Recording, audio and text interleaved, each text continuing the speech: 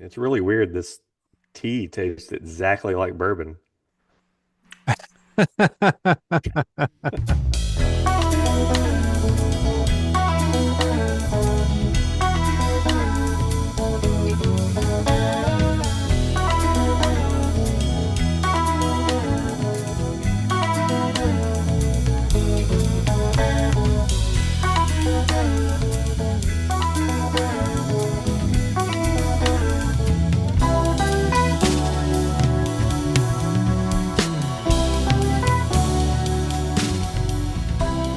And we're back to Pluck That. My name is Nick Ciraldo, and I'm here with Mike Boyd and Jonathan Bass. We have Nicky cilantro.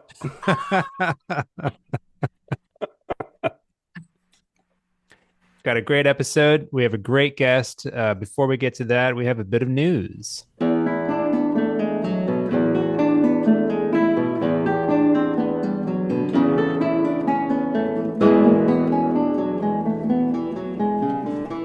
Do any news?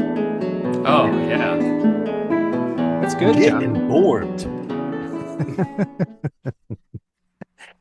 Mike, you got any news?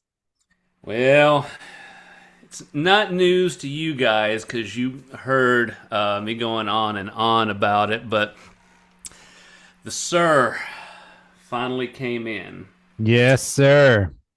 Thanks to Eric at Martin Music, he came through for me big time with a glorious, glorious S-shaped object that Hold it I'm up. just having way too much fun with. Hold it up, man. Oh, look at it. Martin Music right here in Memphis, Tennessee. Mm, great store. Check them out. What's special about it, Boyd? What separates the Sir from your typical Fender Strat, for example? Well, with this one, it was a custom job. I got to pick, all the woods, things that I wanted. I didn't go overboard. I didn't get any of the upgrades and add-ons, so I kept it fairly reasonable in terms of price, but they have so many just stock options. They were really great to work with as I was going through the process of asking about various woods and even the option of getting a slightly wider neck, only by 16th of an inch. But I played somebody else's guitar fairly recently, and it just felt a little bit. Oh, that's right, that it was yours. We talked about that. That you did that with that neck that you got, and it makes a difference in terms of comfort for the left hand. It's dialed in wonderfully well, just straight out of the box. I will say there's two things I did. I had wanted to get a set of bare knuckle triptych with the base plates on them, Strat pickups, for a long time. And you may remember on an earlier episode, I was, sharing my woes about shipping and tariffs with them and all that. But this was the guitar they went in, and I dropped them in easily. And as good as those stock Sir pickups were, this really was what I was wanting. It's almost has that vintage kind of airiness about them, but they're very full and rich. The other thing, and Nick, you came over to play it one day right when I was doing some of the setup tinkering and all that, and she wasn't very happy that day when using the wang bar. The G string did not want to stay in tune. I thought, well, maybe it's, hadn't settled in. I've been tinkering. Thanks to Barry Gresbick, when we were talking with him, he mentioned the benefits of lubricating places on the guitar where the string comes in contact with it. And of course, he was talking about the nut in particular, and using Burt's Bees, which is non-corrosive. I did that. I also did it on the bridge as well, but I saw on the back of the trim block behind the saddles, way down in there, just because of the way I was intonating it, where it had to be, the G string was pinching against just ever so slightly part of that trim block, and I thought, oh my gosh, I'm gonna have to file that or something like that. I didn't have the tools, and so while I was lubricating stuff, I just put a little bit of that Burt's Bees on there, and by golly, that's all it took. Just that little bit of lubrication. So, folks out there, if you're fighting with your trim, going back into tune, keep that in mind. There may be a hidden point of contact that you want to lubricate, and just make sure bridge saddles and the nut are lubricated too. And I have no doubt it will make a positive difference. Right on.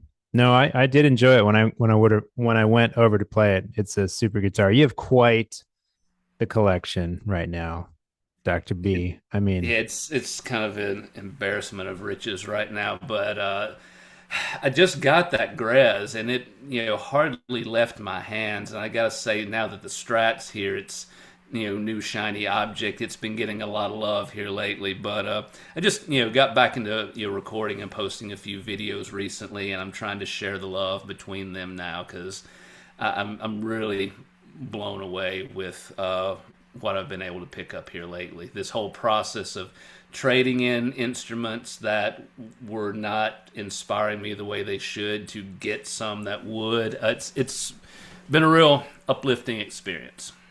that's great. That's great. I got two quick bits of news that I wanted to share. So lately, I've been doing a bunch of rehearsals for a concert next week that is called 719 Plus. The title refers to, I guess you could say, a group or a band that I'm in with my colleague at Southern Miss, Ben McElwain, who plays the trombone. We're in a trombone and guitar duo. And, for our listeners, I know that y'all are familiar with it, but for many of our listeners, you may be wondering, how is that even possible? Well, we do a lot of eclectic programming with acoustic guitar, electric guitar, uh, let's call it acoustic trombone or electrified trombone. And we use lots of effects. We play all kinds of different music, from bluegrass to metal to jazz, bossa nova, classical, you name it. We try to make it as, kind of crazy like that as we can. Anyway, we've played in town before, and so we didn't want to do the same thing as we've done in the past for our Hattiesburg community. So we're doing, oh, by the way, we're called 719 because there are 19 frets on a classical guitar and 7 slide positions on a trombone.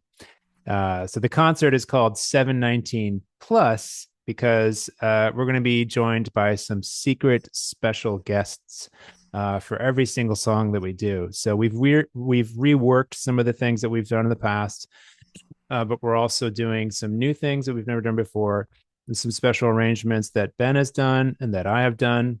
And what's going to happen is there's going to be no program when people walk in, and they'll just sort of see who comes on stage next for each song. And so that's going to be fun. The music's going to be fun. I think the arrangements are great. The rehearsal has been going great, so I'm pretty excited. That is March 5th at 7:30 p.m. in Marsh Auditorium at Southern Miss. Free admission. You can also just Google 719 Plus Southern Miss or something like that, and it should come up pretty easily that way.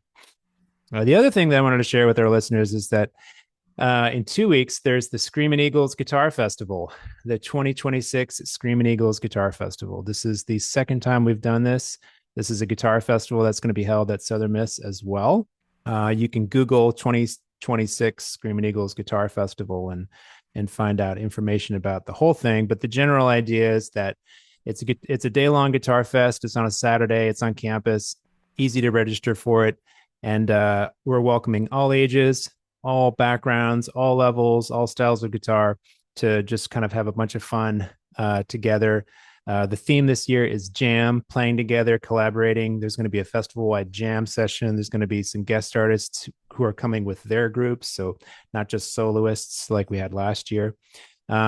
Workshops. There's going to be a coffee hour across the street at Mobe Beignet Company, where people will get people who are registered for the festival can get discounts, and then while they're there hanging out, we're going to have the Southern Miss Guitar Studio playing for them. So all kinds of cool things going on that day. It's called the Screamin Eagles Guitar Festival because Southern Miss, the mascot, is the Golden Eagles, and I like to use Screamin Eagles because screaming on our solos and shredding and that kind of thing. So it's been a bit of a brand for us for a little while. So I'm totally amped up about it. Super busy with all kinds of coordinating and, you know, organizing and just kind of getting ready for that. But I hope as many people as possible come. It's That's a my good festival. We had a great time last year at your inaugural event. Well, we had an awesome time at your presentation, Gearheads. For those who don't know, Mike gave an awesome presentation about all things gear. One of the funniest things was not funny, but sort of wildest things was him talking about how when you go to gigs, you might have a guitar cable that ends up not working that night for whatever reason. So have a backup cable. And maybe if that one doesn't work out, have a backup cable for the backup. And what if your the cord for your pedal isn't working? Have a backup for that. Have a backup battery and have backup strings and all that. And we started joking around like you need a backup guitar for your backup guitar. And It's a thing, though. yeah, And it's one of those things you learn by experience. You don't realize you need that until the weirdest thing that you never thought would go wrong goes wrong, and then you're in a lurch. yeah, yeah. Well, Very true. it's funny, Bass and I were just talking this past week about cables, just guitar cables, and I feel like I've been very lucky over the years to. I don't feel like I'm very hard on gear, but I mean, I've got some guitar cables I still trust that are probably 25, 30 years old. They're just really solid. Some of the ones I just got free with like Fenders when I was first playing that were branded by Whirlwind.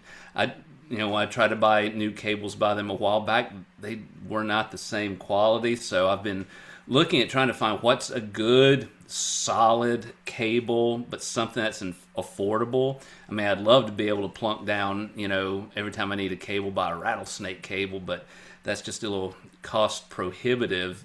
But I've found that GLS cables are really solid for the money, as well as Pig Hog, and that's two of the brands I've been going to lately. I will say, as good as I have been on cables, patch cables, they often go out, and I usually keep half a dozen patch cables in the bag just in case something goes on wrong with them. And even if they, are fine, every now and then just sitting on that same pedal board where things have not been moved for 6 months or 12 months, you can get corrosion in the jacks there. And every now and then, once a month, I'll just remind myself just to at least twist those cables in the jack to rub off any corrosion in there. And you usually hear it. There'll be some scratchiness, and then you start massaging those connections, and it eventually goes away, just like you would with massaging knobs if you haven't turned them in a while, just to get that funk out of there so they operate cleanly. Yeah, right on. Excellent. Well, so I'm really excited about the festival and hope our listeners check it out. Well, I think that now brings us to, I believe someone has a rant.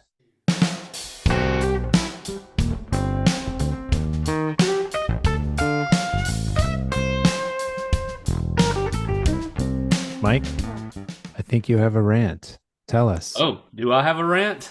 I thought you said you had a rant. Oh, sorry. I just meant that in general when we were going earlier that I mean, there's probably always something I can rant about, but Oh, okay. if Well, we that's okay. if we're on the subject of rants and nobody else has one, I can certainly mention in the arena of gigging that it had come up recently that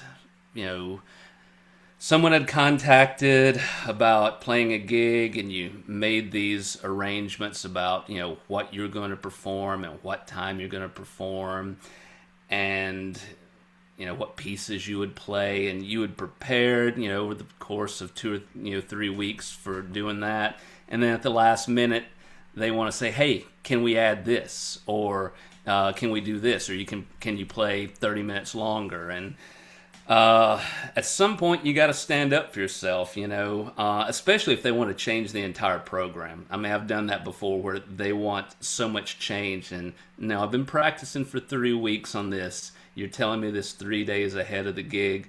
No, you're going to get what I've prepared. Or, hey, can you play 30 minutes longer? Or, big thing with weddings, like, oh, you're playing the ceremony. Would you mind playing for the reception? I don't mind, but you know you're going to have to pay more now, and it's worth it to protect yourself. Don't get abused. There's lots of things we have to do as we're building our careers and picking our opportunities and making our opportunities. But at a certain point, you don't want to be abused. It sets a bad precedent for that person should they want to hire musicians in the future as well. So, yeah, just keep little things like that in mind. Yeah, amen to that. We're not human jukeboxes or human Spotify or whatever. And oftentimes, I find it's the case that whenever you have that kind of situation, it's when somebody who is not like in your world or doesn't understand the music that you normally play, and you're playing stuff that's a little out of your wheelhouse, and then they start asking for things that are really kind of far away from what you're used to. So you do have to work that much harder to kind of acclimate.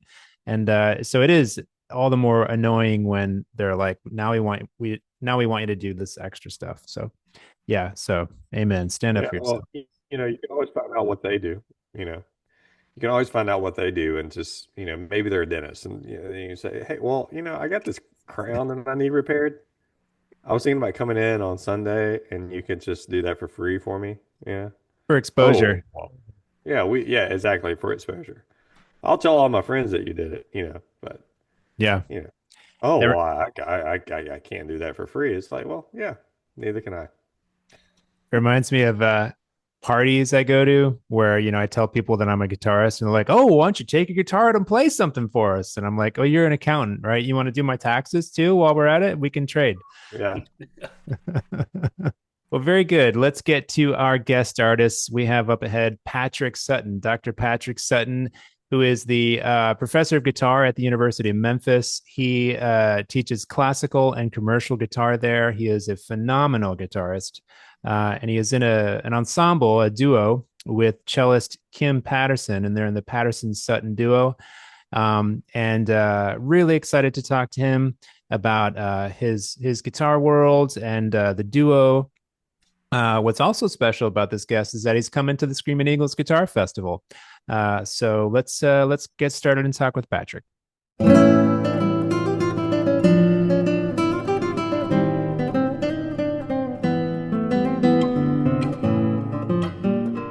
All right, here we are with Patrick Sutton. Patrick, thank you so much for joining us on Pluck That. Oh, it's my pleasure. Thanks so much for the invitation, you guys. Absolutely. So one of the things that we like to do with our guitar playing guests is do the sort of required gear rundown. So could you tell us a little bit about the gear that you use for your music? Yeah, I mean, primarily classical guitarist, probably about 75, 80% classical, 25% commercial, at least professionally in terms of my creative activities. So there's four guitars that I use the most. One of them is quite new. It's by Yoshia De Jong, who I think you guys had as a guest recently. I'm super excited about that guitar. I love it. It's a double top. It's a spruce double top, pale moon Swiss spruce, very cool, with the ebony back and sides. She completed it last August. I got it, I think, and I snuck onto her wait list. It was super lucky because it was like a 7-year wait list and it was closed. And she happened to be at a concert that I was playing in Cleveland at the Cleveland International Guitar Festival. And I was saying, I love your guitars. My friend Colin Davin has one. And I played it and I loved it. And I said, I really want one. And she said, well, maybe we can sneak you in because I'm making one for this dealer that was at the festival. And so we kind of went around that way. So I somehow got to pay the same price as I would from her, but I got it, sooner than 7 years. So anyway, I love that guitar. It's double top, so it's super, super punchy. Like it's really loud, and the sound is immediate. Like the core of the sound comes out immediately, which I love about it. I've been using it a lot. I think I'm going to use it at the concert in Hattiesburg coming out too. I also have a John Price lattice braced guitar. John Price is an Australian maker. It's a little bit Smallman-esque in terms of, you guys know those guitarists that are kind of, they're really loud, they're really powerful. They can get a little banjo-y though sometimes, a little bit. This guitar is a little bit of that quality. It sacrifices a little bit of the depth and sophistication of the tone for volume, but it's very dark and beautiful. And I think it's a special one of his guitars. So I've played other John Price guitars. I like them a lot, but this one I think is a little special. So that's been a workhorse for me for like 15 years. I've been playing it all over the place. Those are my two classical guitars that I use all the time. I have a Godin. Do you guys know that company? Godin, the nylon string. It's from like 2007. It's called a Multiac, and it has like a classical guitar neck and Fishman electronics in it. It sounds awesome, and I use it for all kinds of things. They don't make these guitars like that anymore. They changed the model. They don't feel like the same thing to me anymore, and I don't think they sound the same. This one sounds absolutely super clean, and if I want to use it for semi-classical things, it really sounds like that. I can also use it for jazz, or I can use it for all kinds of things. So I use that a lot. And then I also have a Fender Strat from the American made from the early 80s that I use all the time. And I play that through often a deluxe reverb or a Princeton reverb.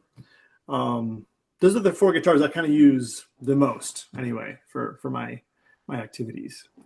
Well, working backwards, I think you made Mike and Jonathan a little happy with the mention of the amps and the Strat.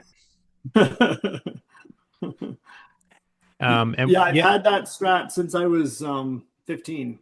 And I absolutely love it. I've done almost nothing to it. I think it sounds awesome. I think it works really, really well. And I love those amps too. I particularly love my Princeton reverb. If I had my way, I would just use that all the time. Same. I have one, and it goes with me everywhere.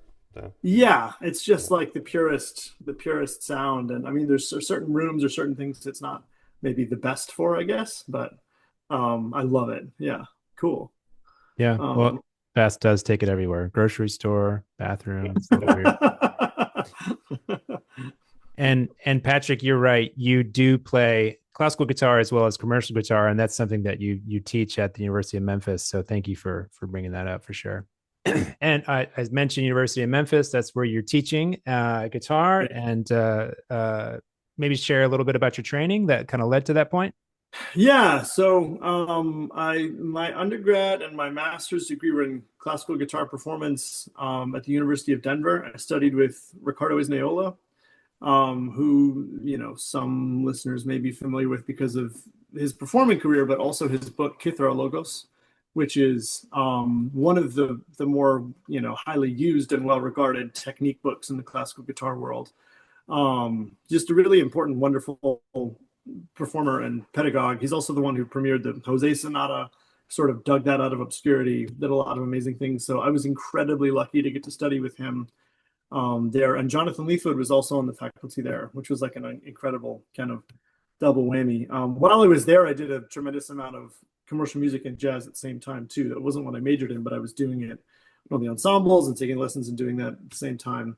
And I've been playing that music since I was a kid too. So undergrad and master's there, and then I did my doctoral degree at the University of Colorado with Jonathan Leithwood, who was in the main teacher there, who's one of the most amazing scholars in the guitar world, and incredibly lucky to have him as a friend and mentor and former teacher as well. Kind of a unique pedigree because both of those folks, Isnaola and Leithwood, are great players, but they are also intellectuals of the guitar, the classical guitar world. Yeah, they both have intimidating intellects. Yeah. And every lesson with Riccardo was not just a guitar lesson. It was he taught the whole person. He taught the head, hands, and the heart of everyone in every lesson. Another thing I really recommend for any listener who's interested in practicing any instrument, but particularly the classical guitar, is Riccardo's book called On Practicing, which is basically a philosophical treatise on how to practice and how to think about the classical guitar and how to think about music and make it a part of your life. And it's amazing, and it's really shaped me as a teacher and a player too. Both of those guys are incredible, and they're still good friends of mine. Yeah, right on. I have both those books. Does Leithwood have something published? Yes, it's incredible. It's called The Guitar.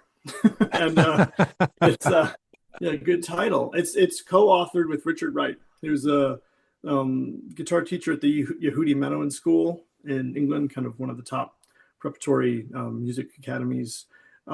It's that the Yehudi Menuhin School has a series of books for each instrument. There's like the cello book, there's the piano book, and they're written often by faculty at the school, but like, and these are really big name people in their field.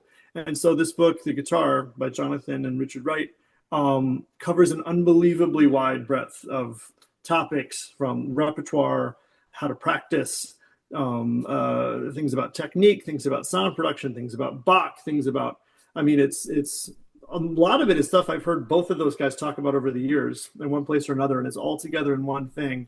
It is the most in my library, it's already the most coveted guitar book I have, because I think it has the most useful information of anything I've ever read. So really, really highly recommend that book. Okay. I'm embarrassed. I don't know about it yet. That's okay. It just came out last year. So yeah. Oh, okay. So one of the reasons we were excited to have you on, Patrick, was because of your duo with your wife, Kim Patterson, and who, if our listeners don't know, is an amazing cellist. So I don't know, can you talk a little bit about how y'all met or got together and started performing, and you know, just that whole story? Yeah, well, we were doing our doctorates together at the University of Colorado at the same time, and she was in the graduate string quartet there at the University of Colorado. That's like a big deal. The graduate string quartet there is this like, really, they're in residence. It's like a highly coveted thing. And so I love chamber music. It's one of my favorite things in the world. It's about 70% of what I do is chamber music performance. It's always been my favorite. Playing with other people is my favorite thing, right? And in the classical guitar world, we so often get siloed into solo performance or focusing on that. And while I love that too, chamber music was always the most exciting thing to me. And so I saw the quartet play and I thought they were amazing. And I asked Kim if she wanted to play on a recital with me, thinking that she would say no because she was too much of a hot shot. But she said yes. And we played the Niatali Sonata for cello and guitar together, which we've now performed hundreds and hundreds of times. And yeah, so we became friends for a long time and chamber music partners. And then we ended up getting married. And we've been playing together for 14 years or so, kind of, and we've been all over the place together internationally and all over the country. And we've developed a fair amount of new repertoire for cello and guitar through mostly through commissioning, and also just kind of playing pieces that are very underplayed and a bit obscure because they hadn't had a lot of attention. And that's kind of been the mission of our duo. We don't do a lot of arranging. We do a little bit. We mostly play music that's specifically written for this combination and that is underplayed. And we also try to draw new music out too. Yeah, so that's one of my biggest creative projects and one of my most active projects. Kim and I play a lot, and it's super fun. Yeah. That sounds awesome. That is awesome. I've heard you play several times, and it's really fantastic. And one of the things that always strikes me about y'all's ensemble is that if you haven't heard a guitar and a cello played before, you're kind of like, how does that even happen? The cello is such a big sounding instrument. Y'all are in the kind of similar range.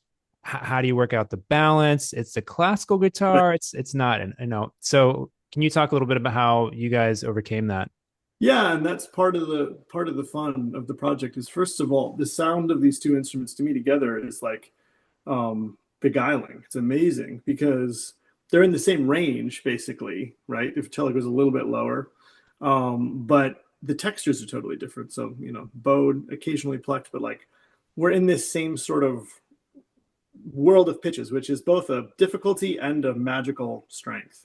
Because at our best, it sounds like one instrument that's kind of like undulating in and out, right? That's the goal. And there's also just this this thing, and even that, my only criticism of that guitar book that I was talking about, there's the chamber music chapter is a little bit too short. And it says, when playing with louder instruments, this is Richard Wright wrote it. like just play a bit more ponticello and kind of bring it out. It's like there's a lot more to it than that, than just trying to play brighter and just trying to play louder. It has to do with it takes time to build, especially playing with an instrument like that that's more powerful. That person has to really work hard to explore the lower end of their instrument. And the most important thing from the guitarist perspective is that the right hand is super secure and is planting every single note. You have to plant really, really well to get the most sound and the most beautiful sound out of every stroke that you can. So you have to work hard. Like it can be done, but people don't do it because you have to work hard, and you kind of have to get a sense of it, right? So we like fighting against the idea that like it doesn't work, because it does. You just have to try hard, right? But it takes both people working together to make it happen, right? Yeah. Just real quick, because we have all kinds of listeners on our show, classical guitarists, rock guitarists, all kinds of players, I'll just share with everyone that planting is when you actually if you're playing fingerstyle, you place your fingers on the string before you actually play them. And in its best use, you're able to dial in exactly how you want to strike the string, how much energy you want to load up onto it, soft or loud, the color you want. There's lots of benefits from planting. And so if you are doing it, we highly recommend just touch that string before you play it. Yeah, and I think it goes for using your right hand playing any kind of guitar, finding the string before not swinging at it. You're not going to swing at the string, and you're not going to be able to control the sound that comes out, right? You have to find the string. That doesn't mean we don't play legato. Like there's a subtlety to it, and there's the only way to control the sound that's going to come out is to find it early, and the only way to get the maximum amount of sound too is to do that as well. Yeah. Yeah, but it's actually something in guitar pedagogy that is criminally under taught and thought about and discussed. And as a result, yeah, a lot of people can't get a lot of sound out of their guitar, and they have trouble playing with louder instruments. And you know what I mean? Yeah. I think it's the most important foundational right hand principle, right? Yeah. As far as I'm concerned. Yeah, and I've learned it mostly through experience, just of having to do it in order to make things work. You know? Yeah. Has anyone here transferred that to using the pick? I've been doing a lot of that, and actually talking to my students some about planting with the pick for speed or clarity or accuracy. Has anyone messed around with that? I gotta say I haven't. A pick, I try to avoid it because I don't want to hear the click. Yeah. It's a difficult thing, right, to balance. I know what you're talking about, Nick, but yeah, at the same time, you have to be careful not to create extra sound. The angle of the pick, I think, is something that's really important too, and that plays a little bit into grabbing the string, maybe in a way that not everybody does if the pick is kind of flat, right? For me, if the pick is a bit angled, I feel like I can control it a bit more. I don't know. What do you guys think about? Well, that right there touches on something. A while back, Nick, I think before we were doing the podcast, we had explored those ideas about the angle and how to mitigate either certain noises or how to allow it to flow through better for different types of articulations. So yeah, that touches a chord with us right there.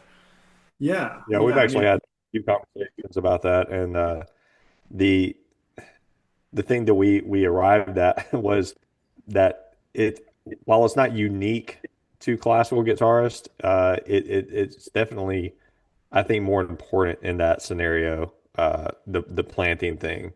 Whereas when you get to the world of picking, well, I mean, just in general, just more commercial playing, it's so much more personal. Not to say that classical, playing is not, everybody has their thing, but there does seem to be a standard these days, or any day, I guess, with classical playing, and where the planting thing is just really, it just makes sense, Yeah, no, I think yeah. I know what you're saying. Like maybe your approach to the right hand of the pick is more individualized, maybe, and that's part of your sound, right? And different people, and that makes a lot of sense. And I do think with the strokes on the right hand on the classical guitar, but also on the acoustic steel string guitar or whatever, like finding the string early allows you to control it basically. And then there's still a huge range of different sounds people have and different, you know what I mean? Yeah, like to be clear, I guess I was really talking about pick versus, classical just fingers, Yeah, right, But yeah, right, finger style in any style, yeah, it's finding that string first, I, yeah, I would say in any style it can be very, very beneficial. for sure. Yeah, yeah, yeah. Yeah, and some of that stuff, it's like, the best teacher of technique sometimes is just like experience too. And I've played so many concerts in so many dead rooms where I had to marshal the most sound, but the most beautiful sound out of my guitar that I could. That is the only way to do it. There's no other way, if I'm not really conscious about finding the string early and finding the perfect spot on the left side of my nail where the flesh and the nail meet, all of that stuff, it's like the concerts just aren't going to work. Right. So it's like I've been told these things in lessons, years ago, and then you learn the hard way. Like, yeah, you really do have to do that. Yeah. Yeah. Yeah. Yeah, and so much of that can be, I think contributed to this need of projection too, like and an Yeah. acoustic thing. I can't get behind the physics of it or anything because I don't know what I'm talking about. But there's a lot of players like Derek Trucks that would do actually quite the opposite. You really see him rearing back and you know, Yeah. Yeah. Yeah. yeah, doing this thing Exactly. like, And who would we be to criticize him? Yeah. Exactly. oh yeah, yeah. I mean, I'm Yeah. not, I'm just saying Yeah. I think in an acoustic world, a lot of these things that we're talking about make, at least on the surface, more sense. To load, to project, to plant, whatever, or to Right. plant, get ready to do those things. All right. Um, Yeah. which I was never great at the whole planting thing, and that's something I sort of missed the boat on. But every time I focus on it, I totally get what you guys are talking about. When I pick up the classical again and realize that I really did miss the boat Well, on and that tech.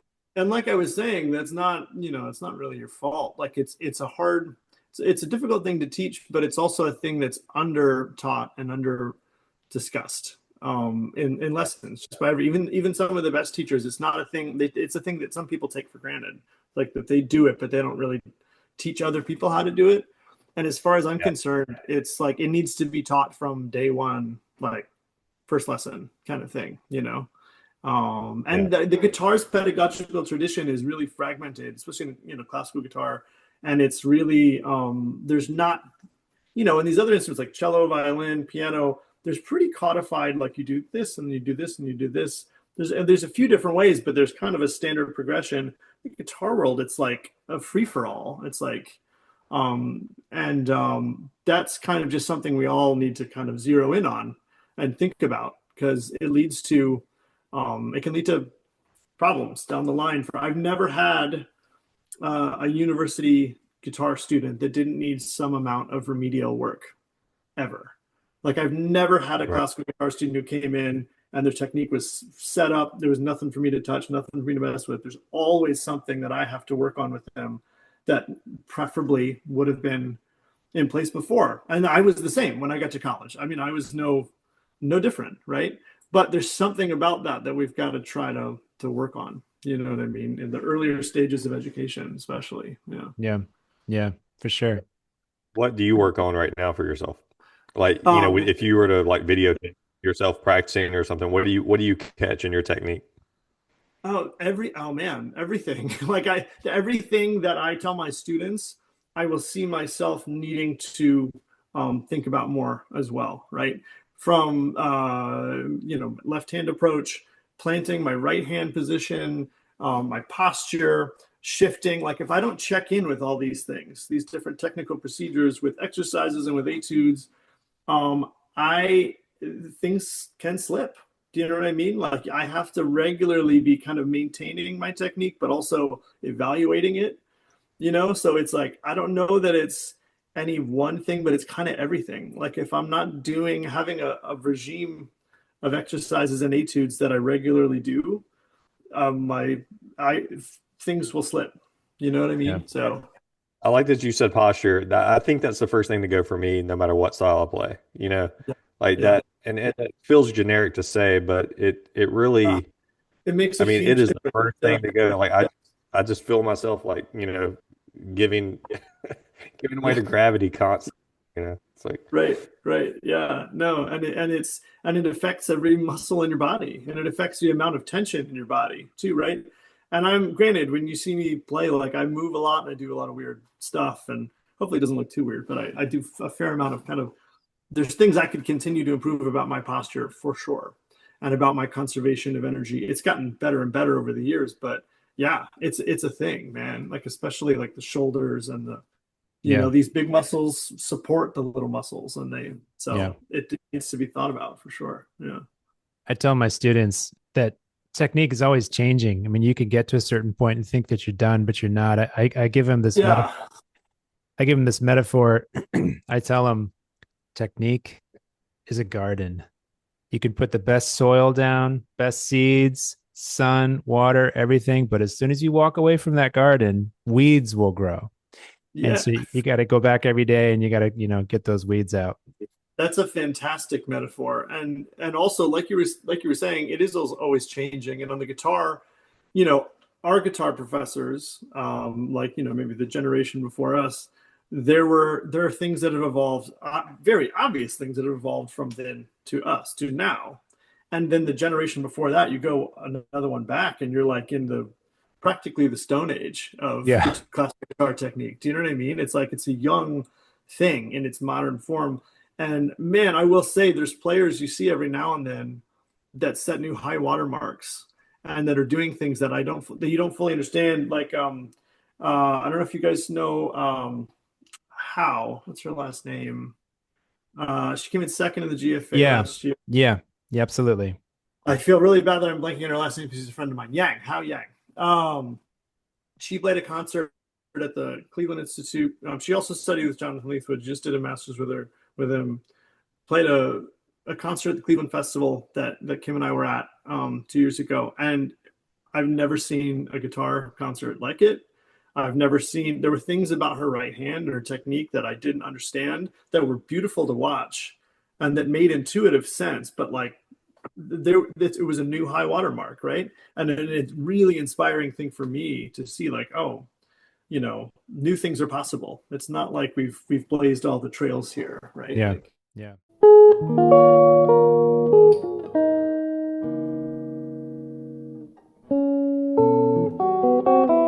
So another thing we like to talk about is recording techniques of various types of guitars and who we're playing with and so on. And so kind of going back to your duo, I was wondering if you could maybe share with us how you guys mic yourselves, where you record, that whole thing. I'm very curious. so I feel a little bad because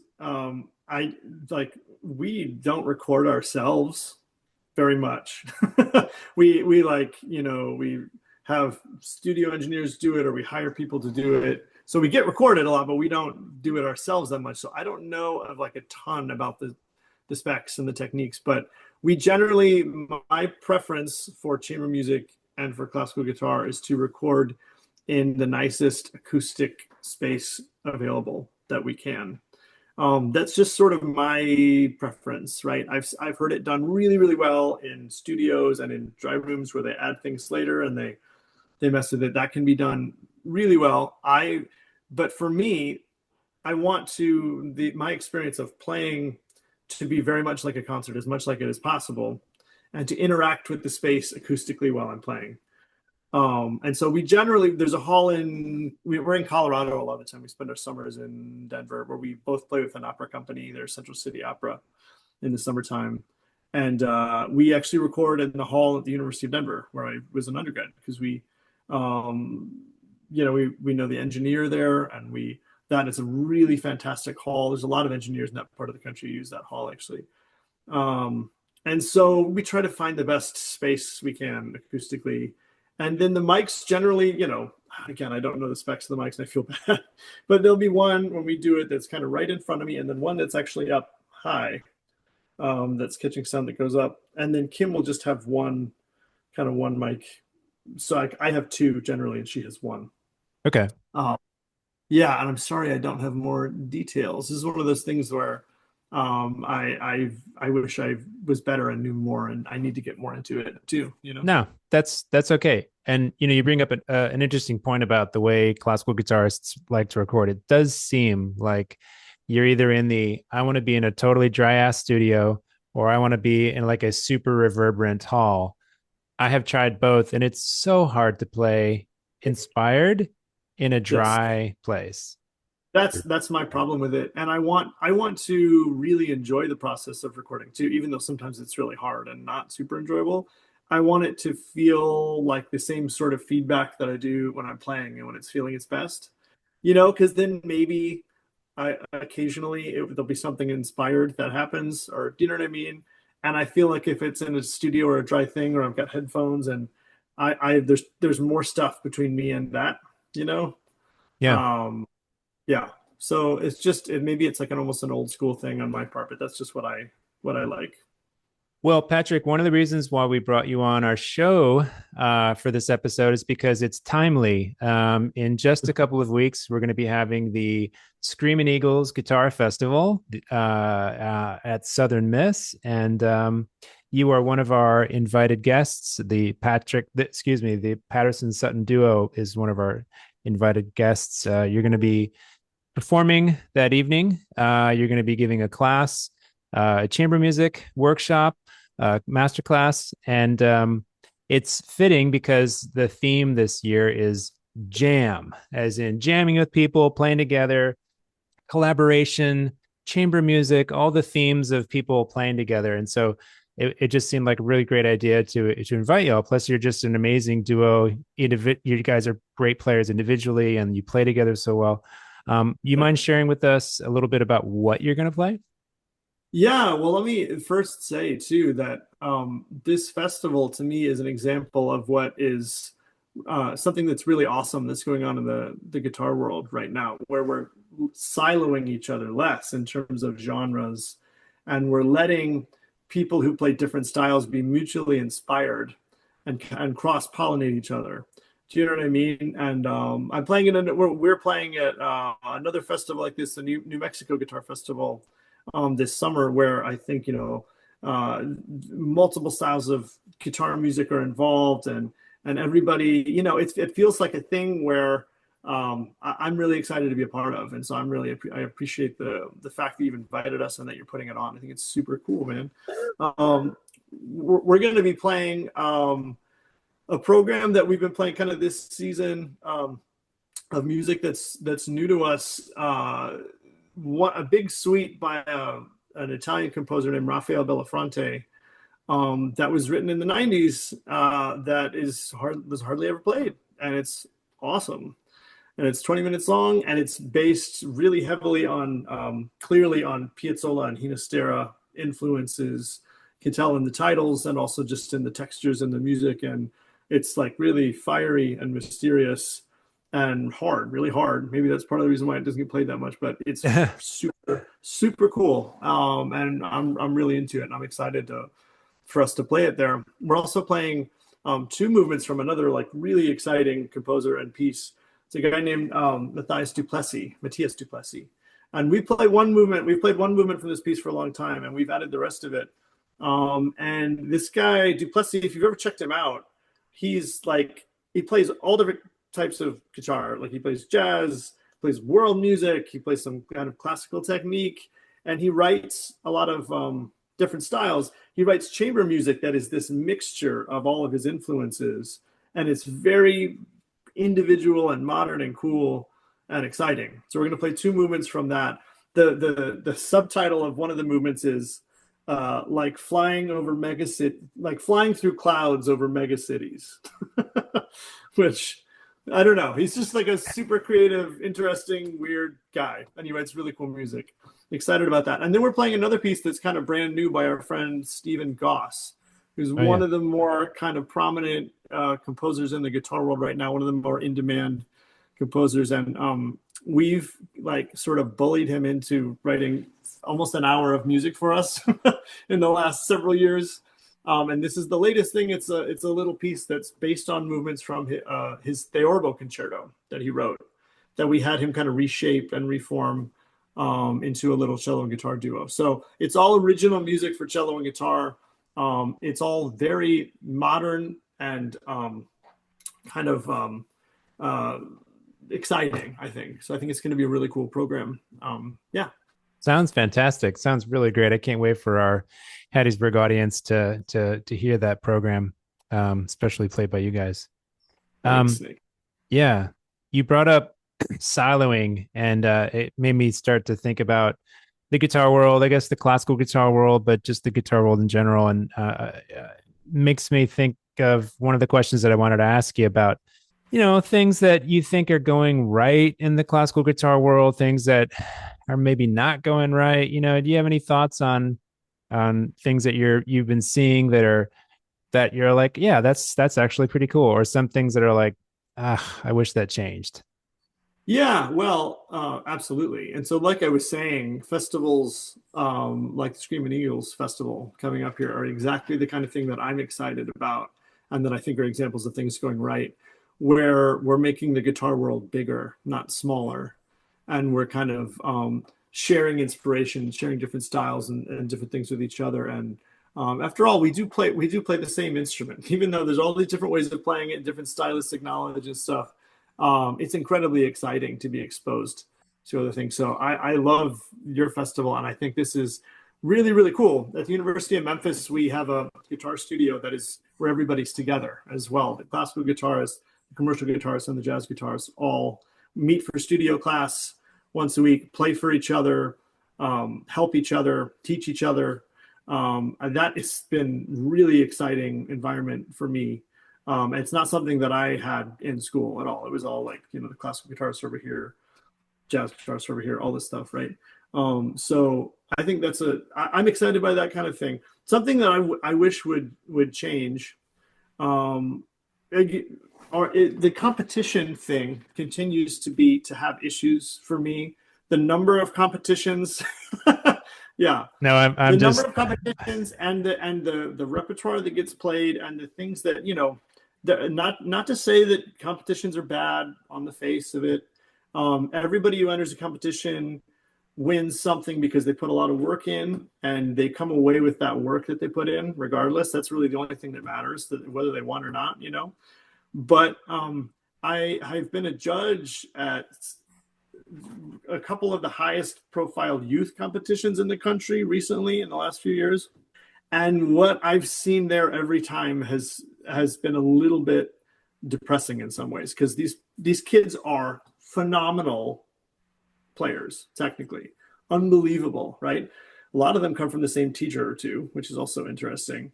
But it's like they focus so much on technique, so much on speed, so much on shredding, that nobody's ever talked to them about phrasing. Nobody's ever talked to them about musicality. They're all playing the same pieces. So you'll hear the third movement of the Liber Sonatina 5 times, and you'll hear the third movement of the Brouwer Sonata 5 times, and then you'll hear, right? This is not helpful, right? I don't think this is training these young people to be artists, training them to be technical wizards for sure, right? But not training them to have a career that's going to be individual and artistic and creative and fulfilling. As far as I'm concerned, like, it's tough. It's tough. And whenever they ask me for comments afterwards, because they all want to know, like, how can I get to the next? The thing I say is just like, first of all, you need to play different music. That everybody's playing the same stuff. You've got to differentiate, but you've also got to focus on musicality and phrasing and individual expression. The people who express themselves the most in those competitions are usually the ones that stand out, because everybody can play, right? And so, as far as I'm concerned, there's maybe a few too many competitions, and it's a thing that has some unintended consequences sometimes, I think.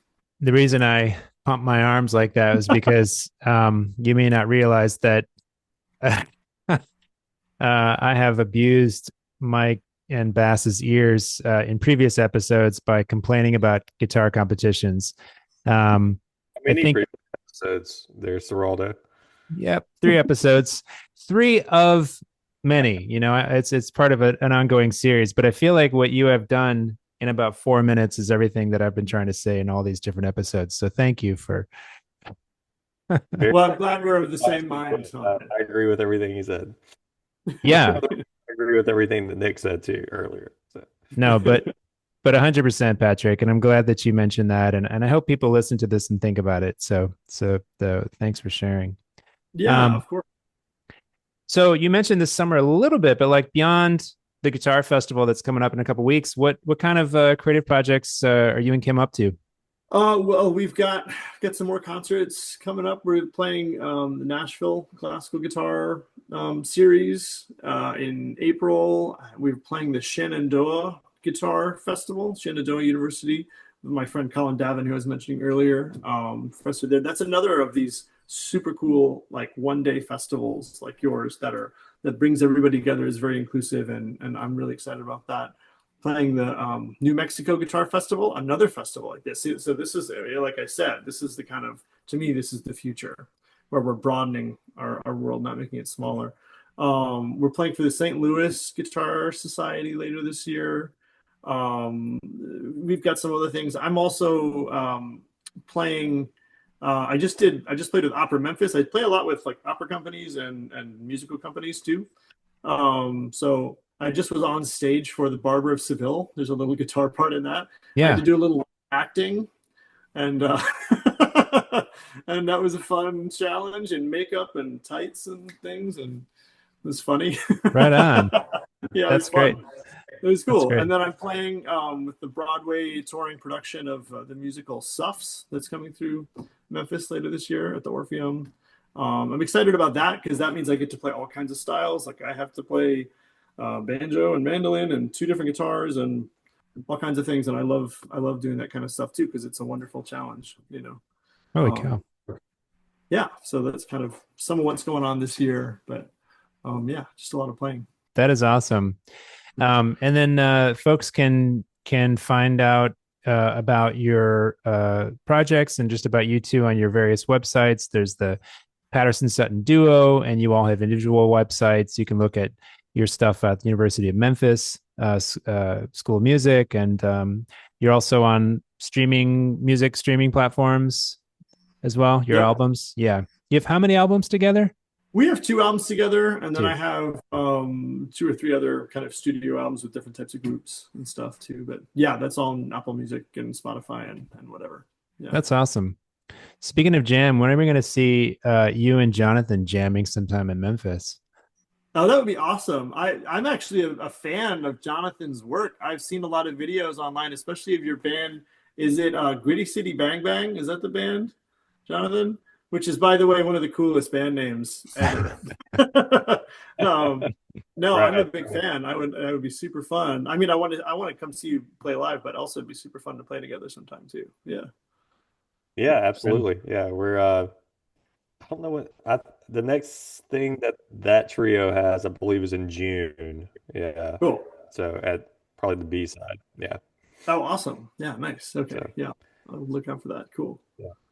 Well, Patrick Sutton, it has been a pleasure to hear about your world. We're certainly looking forward to hearing you come and play with Kim at the Screamin Eagles Guitar Fest on March 14th.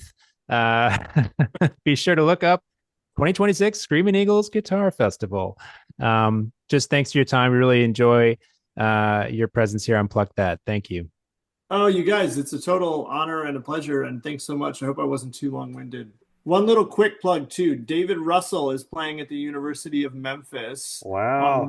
on March 7th at 7:30 p.m. in the new Scheidt Family Performing Arts Complex. I'm really excited about that concert. It's kind of wonderful. He had this little gap in his schedule, and we kind of got him in. So if anyone's listening who's near Memphis, close enough to Memphis to come to that, would love to see you there. But anyway, thanks again, you guys. This was a blast. I really appreciate it. Absolutely. Our pleasure. Thanks and take care. Awesome. Thanks, guys. See ya. All right. Thank you for listening. That was Patrick Sutton, and that's another great episode of Pluck That. Want to thank all our listeners and viewers.